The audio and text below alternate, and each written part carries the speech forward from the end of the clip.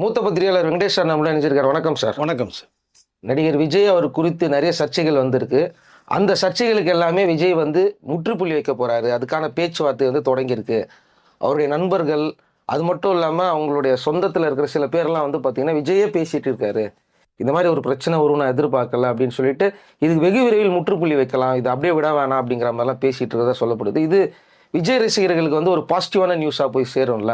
ஏன்னா விஜய் இது குறித்து எதுவுமே பேசலையே அப்படிங்கிற மாதிரி இருந்துட்டு இருந்தது. விஜய் நம்மளுக்கு ரெஸ்பான்ஸே பண்ண மாட்டேன்றாரு, பதில் தர மாட்டேன்னு சொல்லிட்டு இருந்தாங்க. ஆனால் விஜய் ரசிகர்கள் இந்த மாதிரி பேசுறதை நினச்சி அவருக்கே கொஞ்சம் வருத்தமாக இருக்குது. என்னுடைய ரசிகன் என்னால் அஃபண்ட் ஆகிறான், ஸோ இமீடியட்டாக ஒரு முக்கியமான முடிவு எடுக்கணும் அப்படிங்கிற மாதிரி. அதாவது திரிஷா விஷயத்துக்கு ஒரு முற்றுப்புள்ளி வைக்கிறதுக்கு ஒரு முக்கியமான பேச்சுவார்த்தைகள்லாம் போயிட்டு இருக்குன்னு சொல்கிறாங்களே, இது உண்மையா சார்? இப்போது அதுக்கு முன்னாடி நான் ஒரு சொல்லிகளை விரும்புகிறேன். இப்போது நாட்டில் நடக்கிற விஷயங்கள் தலைக்கு மீறி போயிட்டுருக்கு. எவ்வளோ விஷயங்கள் நடந்துகிட்ருக்கு. காலையில் ஒன்று, மதியானம் ஒன்று, சாயங்காலம் ஒன்று, மிட் நைட் ஒன்று, அப்புறம் மறுநாள் பொழுது விடிஞ்சா ஒன்று நடந்துகிட்ருக்கு. ஒவ்வொரு விஷயங்களும் எதிர்பாராத செய்திகளாக மக்கள்கிட்ட இப்போ வந்துட்டுருக்கு. எல்லாமே பார்த்துட்ருக்கீங்க.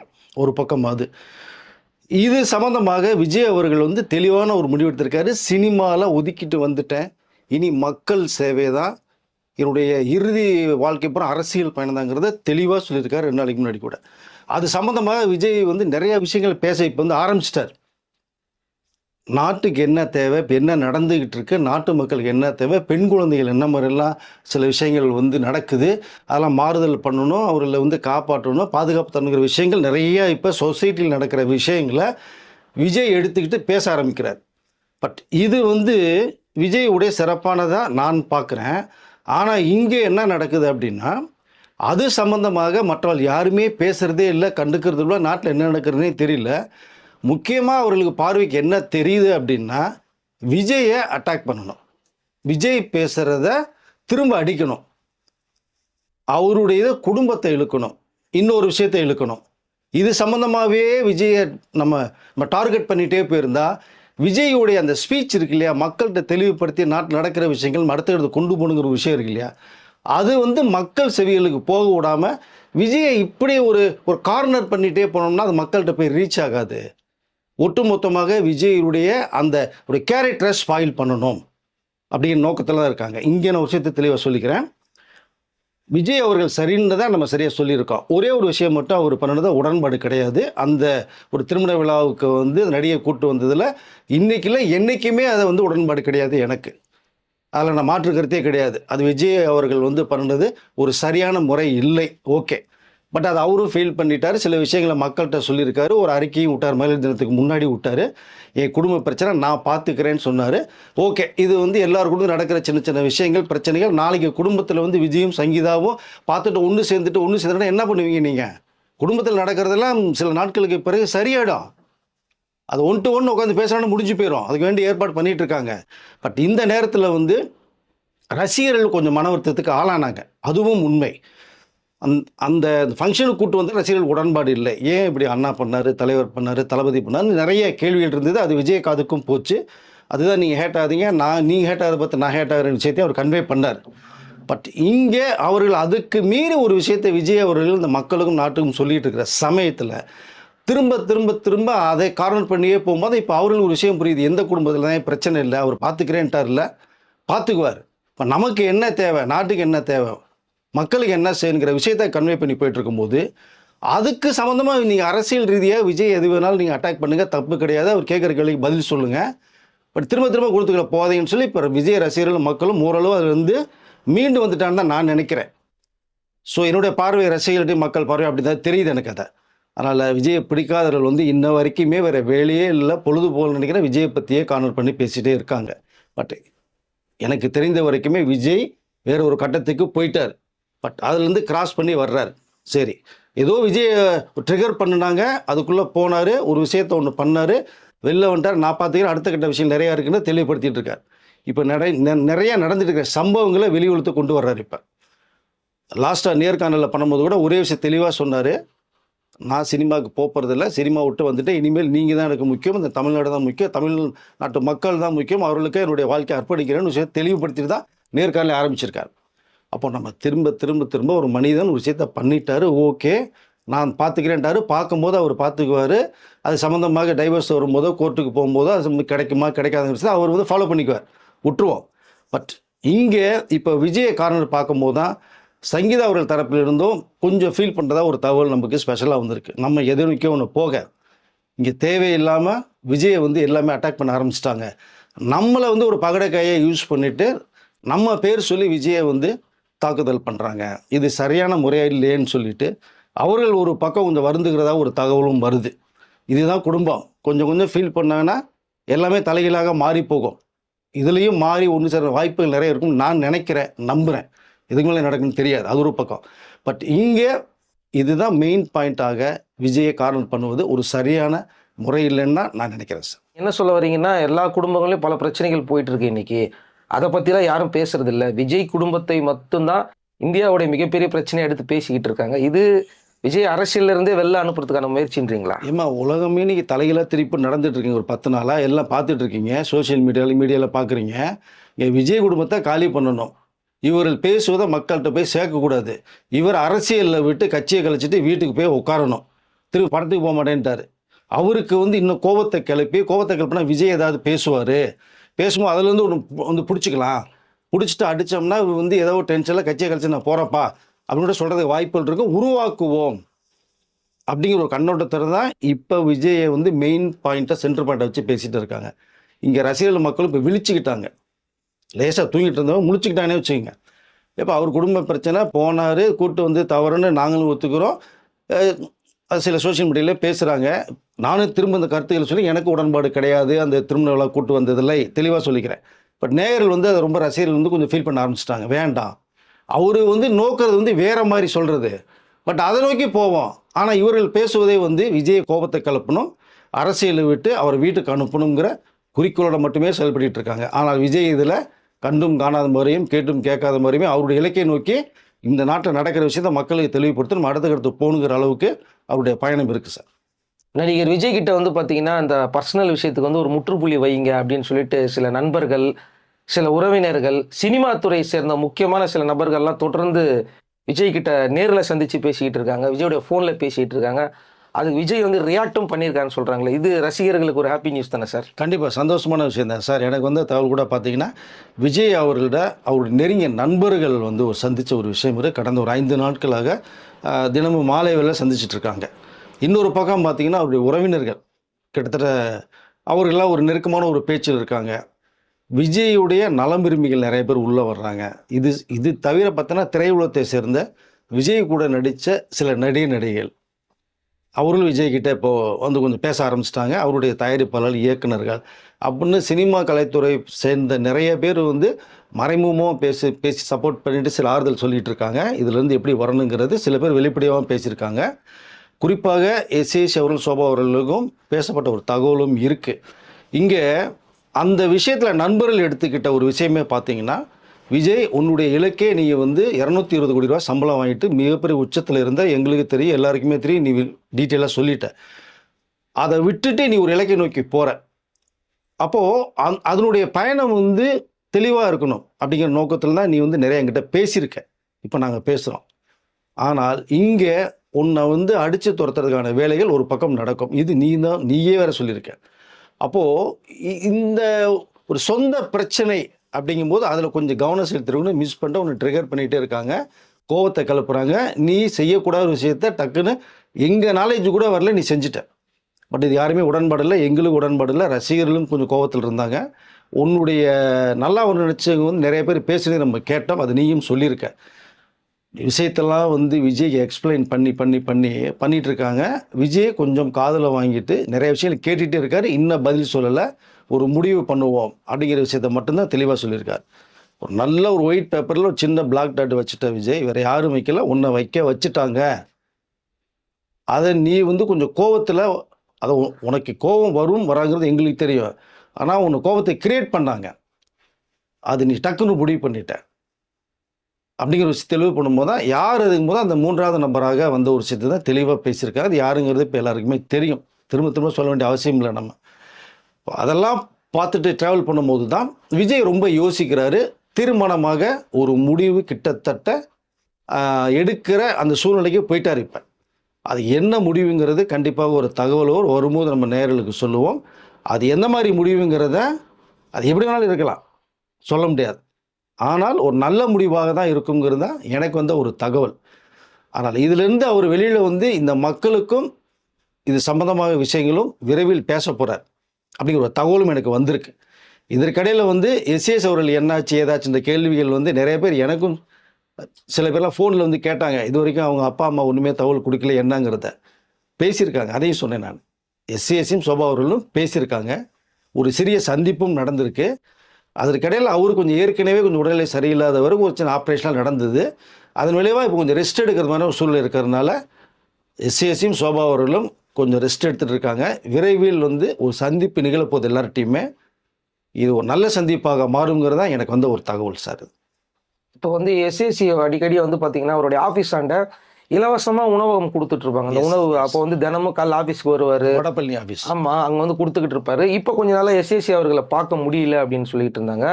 அவருக்கு அந்த உடல்நிலை காரணம் அப்படிங்கிறது வந்து வயது மூப்பு காரணமா சார்? ஆமாம், வயசாயிடுச்சுலங்க.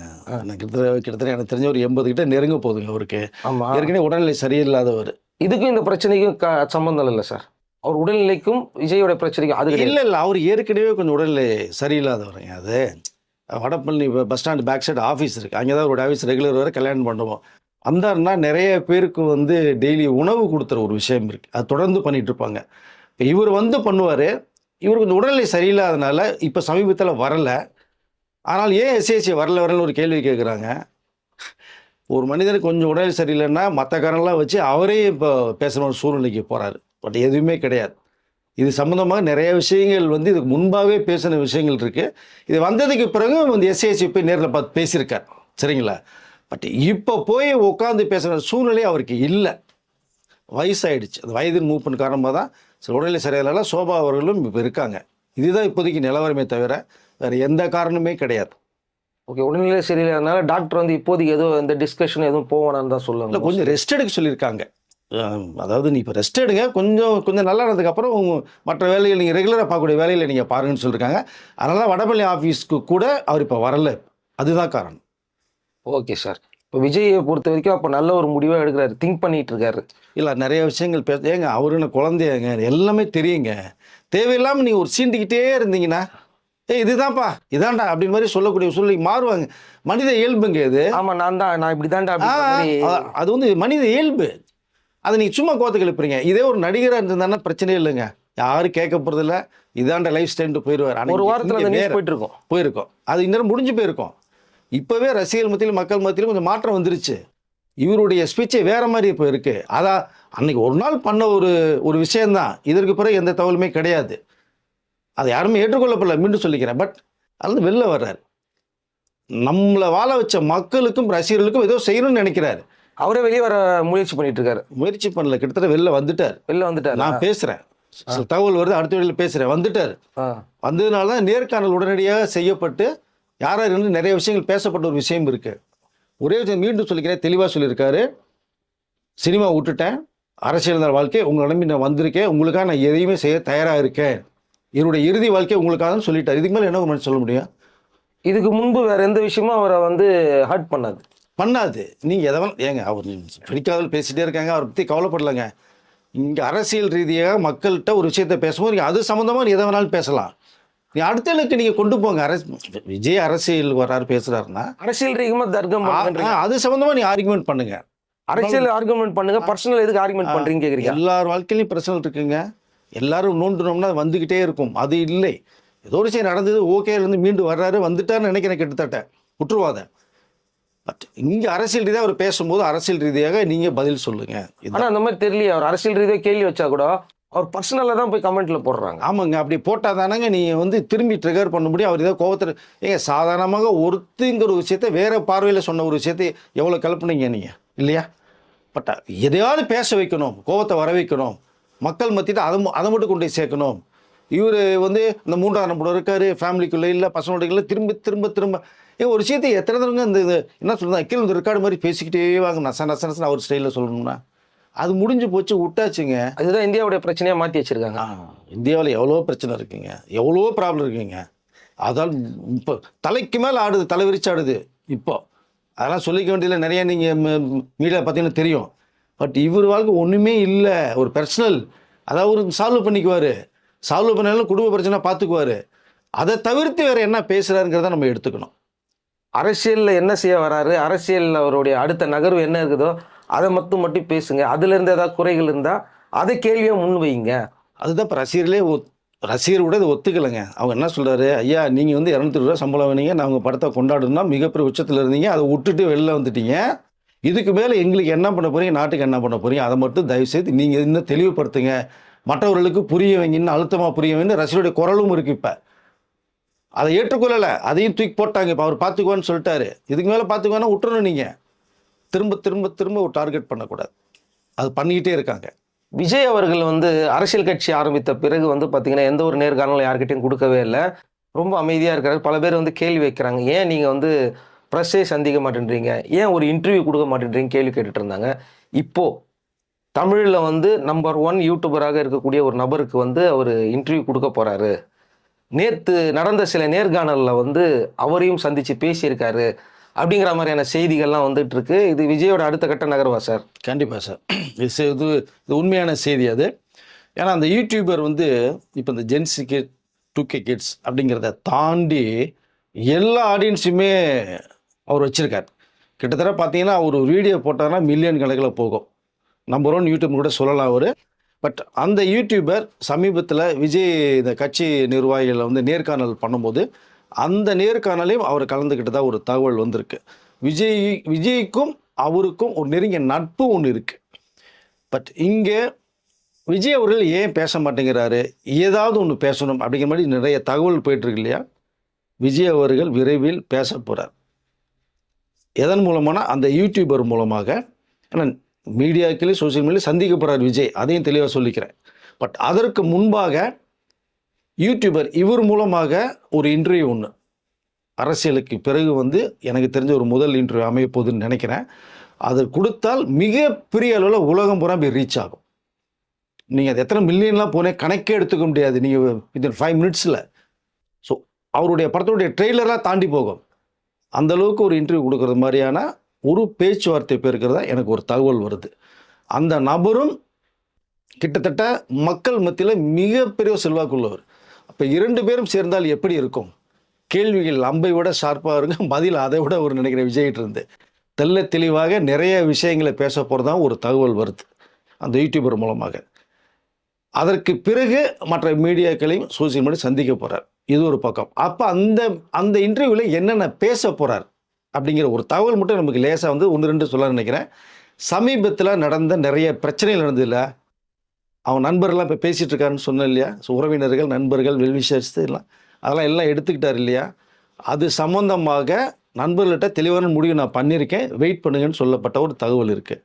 அது சம்மந்தமாகவும் தன்னுடைய அரசியல் எதிர்காலத்தை நோக்கி எத்தனை பேர் நம்மளை தூக்கி அடிக்கிறாங்க, என்னென்ன பேசுகிறாங்க, என்னென்ன செஞ்சிகிட்டு இருக்காங்க விஷயங்களையும் கலந்து தெளிவான ஒரு இன்டர்வியூவாக அந்த யூடியூபர் மூலமாக விஜய் கொடுப்பான வாய்ப்புகள் வந்து நெருங்கிக்கிட்டு இருக்கு.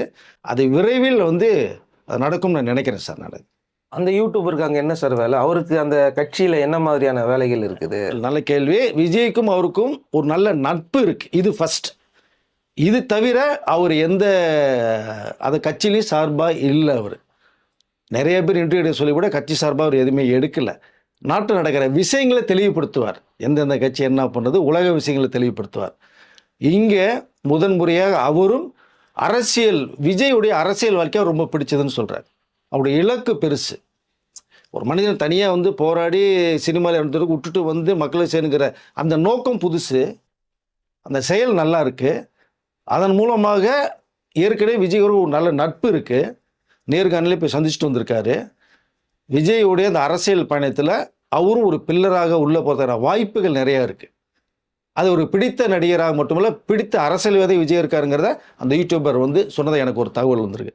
அதன் மூலமாக தான் அவர் நேர்காணலில் போனது, விஜயை பார்த்தது, அரசியல் சம்மந்தப்பட்ட விஷயங்கள் ஷேர் பண்ணது, விஜயும் மற்ற அரசியல் என்ன நடக்குதுங்கிற சில விஷயங்களையும் அவர் கேட்டு தெரிஞ்சிருக்கார். இவர் நிறைய விஷயங்களை ஷேர் பண்ணியிருக்கார். அந்த ஒரு நட்பின் வந்து அடையாளமாக தான் அந்த நேர்காணலில் போனது சார். அப்போ அந்த ஜென்சி கிட்ஸ் வந்து அதிகமாக இவருடைய வீடியோக்களை பார்ப்பாங்க. கரெக்டா நான் கண்டுபிடிச்சிட்டேன். எஸ், ஜென்சி கிட்ஸோடைய ஃபாலோவர்ஸ் மிகப்பெரிய ஃபாலோவர்ஸ். மில்லியன்களை வச்சிருக்காரு. ஆமா, அதுதான் சொன்னேன், 2K கிட் ஜென்சி கிட்டையும் தவிர மற்ற ஏஜ் உள்ளவங்களும் அவருடைய வீடியோவை பார்க்க ரெடியாக இருக்காங்க. எப்படி விஜய் அவர்களுடைய போட்ட உடனே மில்லியன்களை தெரிக்குதோ அதேமாதிரி அந்த யூடியூபர் போடக்கூடிய ஒரு விஷயம் பார்த்தீங்கன்னா இம்மிடியட்டாக 1 மில்லியனை தாண்டி போகும். வித்தின் 20-25 நிமிஷம் தாண்டி போகும். அப்படின்னா அவர் எந்த அளவுக்கு மக்கள் மத்தியில் அவர் ஒரு செல்வாக்கில் இருக்கார். அப்போது இவங்க 2 பேரும் பேசும்போது விஜய் கொஞ்சம் கேஷுவலாக யதார்த்தமாக தெள்ள தெளிவாக நின்று நிதானமாக பேசுகிற வாய்ப்புகள் நிறையா இருக்குங்க. ஃப்ரெண்டு கிட்ட பேசுற மாதிரி. அதுதான் ரொம்ப முக்கியம். அப்பதான் நீங்க அதனுடைய இந்த ஸ்பீச்சே நல்லா இருக்கும். ஃப்ரீடமா பேசலாம், கம்ஃபர்டபுளா பேசலாம். அப்ப நிறைய விஷயங்களை ஷேர் பண்ணுவார் விஜய். அவரும் நாட்டு நடக்கிற விஷயங்களை ரொம்ப கூலாக சில கேள்விகள் கேட்கிற வாய்ப்புகள் நிறைய இருக்கும். தெரியும். அதன் பிறகுதான் மீடியா, சோஷியல் மீடியா விஜய் அவர்கள் அதை 2வது கட்டமாக சந்திக்கிறாங்க. அப்போ நிறைய விஷயங்களை பேசும்போது முன்பாகவே நீ எல்லா விஷயத்தையும் சொல்லிடுவீங்க. அப்போ மற்றவர்களுடைய கேள்விகள் கிட்டத்தட்ட அதை நோக்கி தான் வரும். அப்போ விஜய் பேசுறதுக்கு இன்னும் ஈஸியாக இருக்கும். ஒரு கோவப்படாத அளவுக்கு போகும். மற்றவங்களும் சில பேர் கோவத்தை கிரியேட் பண்ணலாம், பட் நீங்கள் கோவம் வராது. அதற்காக தான் இந்த யூடியூபர் மூலமாக ஃபஸ்ட் இன்ட்ரோ கொடுக்குற வாய்ப்புகள் நிறைய இருக்கின்ற தகவல் எனக்கு வந்திருக்கு. அது எப்போ நடக்கும்னு தெரியாத மொத்தத்தில் இந்த அதாவது மிஞ்சி போனால் 1 மாதத்துக்குள்ளே நடக்கிற வாய்ப்புகள் நிறையா இருக்குது. அப்போ நிறைய விஷயங்கள் விஜய் பேசப்படுறேன். ஓகே சார், இதன் மூலமாக அடுத்தடுத்து இந்த இன்டர்வியூக்கு அப்புறமா பல பேரை சந்திக்க போறாரு. கரெக்டுங்களா? எஸ், தொடர்ந்து அவருடைய இன்டர்வியூகள் வர வாய்ப்புகள் அதிகமாகிட்டே இருக்க போகுது. நிறைய விஷயங்கள் பேச போகிறார். தைரியமா ஓப்பனா விஜய் நீ பேசாமே இருப்பா போதுப்பான்னு சொல்கிற அளவுக்கு பேச போகிறார். கொஞ்சம் பொறுத்துருங்க. ஓகே, இப்போ அது அடுத்த கட்ட நகரம் நோக்கி வந்துட்டார். அப்போ கண்டிப்பா இப்போ ப்ரெஸ்ஸு, யூடியூபர்ஸு மக்கள் எல்லாம் சந்திக்கிறதுக்கான வேலைகளை இறங்கிட்டாரு. கண்டிப்பா அந்த யூடியூபர் யார் அப்படிங்கிறத நான் ஓரளவுக்கு கணிச்சிட்டேன். தெரிஞ்சதுன்னா உங்களுக்கு கீழே இருக்கிற கமெண்ட் செக்ஷன்ல கமெண்ட் பண்ணுங்க. புரிஞ்சிருப்பாங்க கண்டிப்பா. ஆமா, அவரும் ஒரு இளைஞர் தான். கண்டிப்பா அவரும் ஒரு இளைஞர், ஒரு பெரிய அளவில் ஃபாலோவர்ஸ் வச்சிருக்காரு. பெரிய பெரிய விஐபிஸ் எல்லாமே இன்டர்வியூ எடுத்திருக்கிறாரு. அவர் இன்டர்வியூஸ்ல பார்த்தீங்கன்னா தைரியமா கேட்பாரு. பர்சனல் விஷயத்தை கூட தைரியமா ஓப்பனாவே கேட்பாரு. அதுதாங்க கேட்கணும், அதுதாங்க கரெக்ட். அதாங்க அவருடைய ஜேர்னலிசத்துக்கு. அதாங்க இப்போ நான் ஜேர்னலிஸ்ட் காரணம் என்னன்னா எது சரியோ சரிங்கிறேன், எது தவறோ தவறுன்றேன். விஜய் செய்ததை நியாயப்படுத்துகிறேன், விஜய் சரியில்லை தான் நான் சொல்கிறேன். அதான் ஒரு ஜேர்னலிஸ்டோடைய கடமை. அதான் நம்ம பேசுகிறோம். இப்போ கண்டிப்பாக நம்ம நேயர்கள் இப்போ புரிஞ்சிருப்பாங்க. புரிஞ்சாங்கன்னா அழகாக கமெண்ட் செக்ஷனில் யாருங்கிறத நீங்கள் சொல்லுங்கள், நீங்கள் கேளுங்க. உங்கள் விஜய் அடுத்த கட்டத்திற்கு நகர்ந்து போய்கிட்டு இருக்காரு, நகர்ந்து வருவார். உங்களுக்காக உங்கள் விஜய் செய்கிறதுக்கு நிறைய காத்துட்ருக்காரு. ஓகே, அவருடைய வீட்டு பிரச்சனையை உங்கள் வீட்டு பிரச்சனை கொண்டு போகாமல் எங்கள் வீட்டுக்கு நீங்கள் என்ன செய்ய போகிறீங்க அரசியல் ரீதியாக அப்படிங்கிறத மட்டும் சிந்திங்கன்னு சொல்லியிருக்கிறீங்க. அடுத்த கட்ட நகரம் நோக்கி போங்க அப்படின்னு சொல்லியிருக்கீங்க. இப்போ அந்த இன்டர்வியூ மேட்ரு ஒன்று சொல்லியிருந்தீங்க, அதுவும் சூப்பராக இருந்தது நிஜமாவே. அடுத்ததாக விஜயோடைய நண்பர்கள் எல்லாரும் சேர்ந்து ஒரு முடிவு எடுக்கிறதுக்கான விஜய் அடுத்த கட்டத்துக்கு நகரம் கொண்டு போயிருக்காங்க. ஸோ எனக்கு தெரிஞ்சு சமீப காலமாக நடந்துக்கிட்டு இருக்கிற மொத்த நெகட்டிவுக்கும் இந்த விஷயம் பாசிட்டிவாக அமையும்னு நான் தோணுது. நிச்சயமா சார். அடுத்தது என்ன நடக்க போகுது அப்படிங்கிறத அடுத்த வீடியோவில் சந்திக்கலாம் சார். ரொம்ப நன்றி. நன்றி சார்.